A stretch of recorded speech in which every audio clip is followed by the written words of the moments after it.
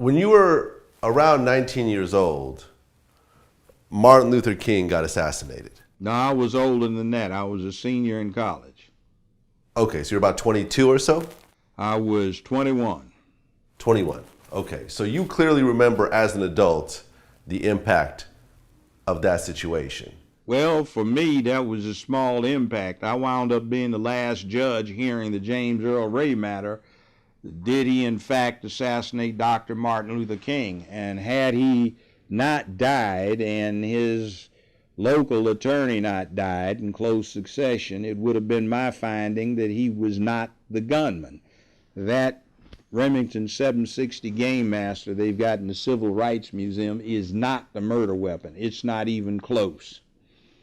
And it was a two-man hit team that killed him from the fire station dormitory.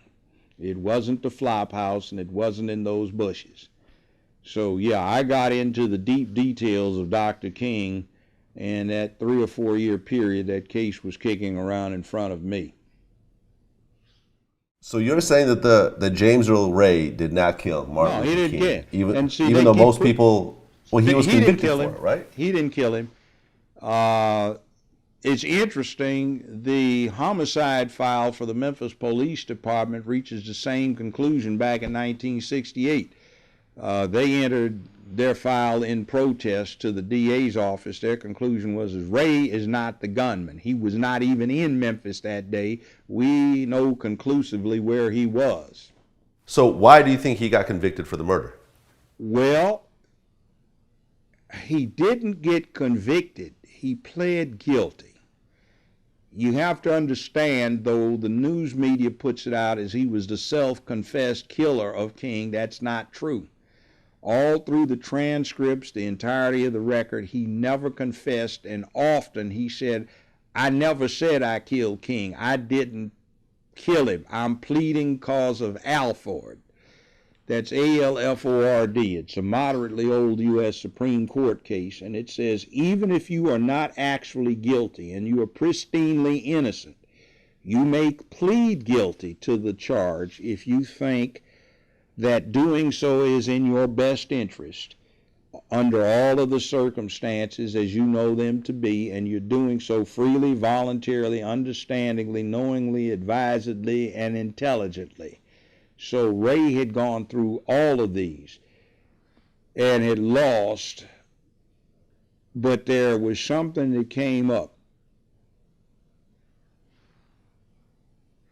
Modern scientific methodology took away one further necessary element. All of these things had to be there, and the state had to have a reasonable factual basis upon which to proceed otherwise. The thing the state relied upon was the rifle, but modern scientific methodology excluded that rifle from being the murder weapon.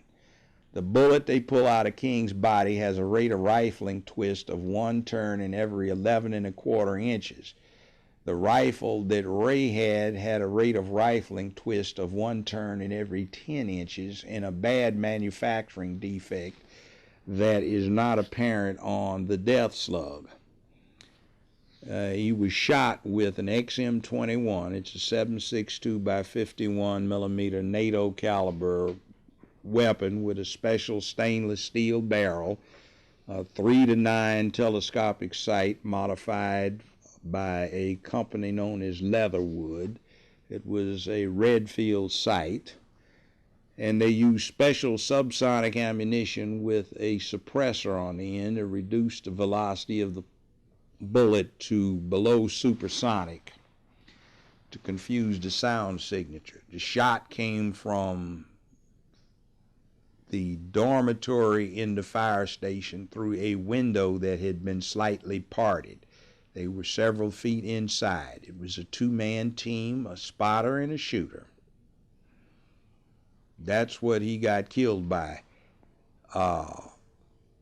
If you shoot somebody at that close a range, which was about 50, 60 yards, with a 30 caliber rifle anywhere in the torso, if the individual is standing next to an emergency room, it's a non-survivable wound. But what they did is they took a headshot they almost missed because the bullet was reduced in velocity.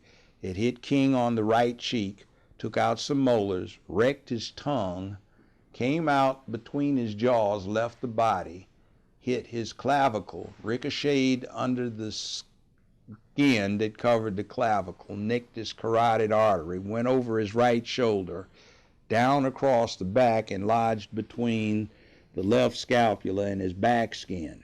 And the bullet never penetrated his thorax. Now that sounds a little weird, but it's not uncommon. So he bled out from the nicked carotid artery, and they almost missed the shot. And Ray was nowhere around. So, had he lived, you would have actually found James Earl Ray not guilty and released him from prison? Well, it would have been close. He had another involvement in this whole thing, and that was that he was a willing part of what amounted to a conspiracy. He was one of about 4 or 5 alternative scapegoats, and they picked him for a number of reasons. I did talk to a Captain Tommy Smith, who retired as head of homicide for the Memphis Police Department, who was the first detective on the scene. He said the shot couldn't have been from the flop house because there was a window that he was supposed to have fired the shot out of, and who told me that, I never found out.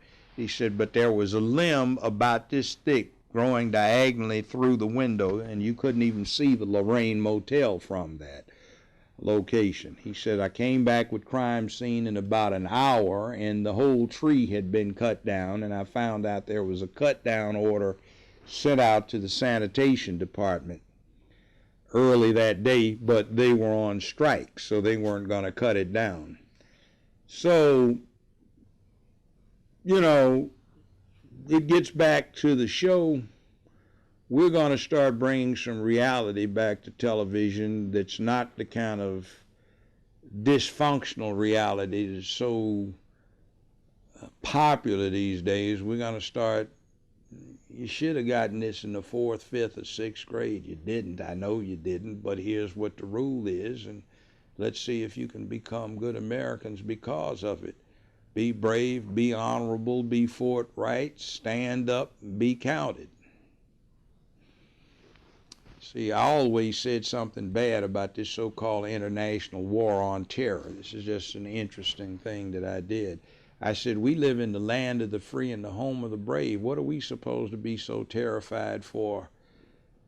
Hundreds of thousands of Americans have been injured or died trying to secure freedom and liberty. So we're going to give it up because we got slightly scared? Be brave. Stand up.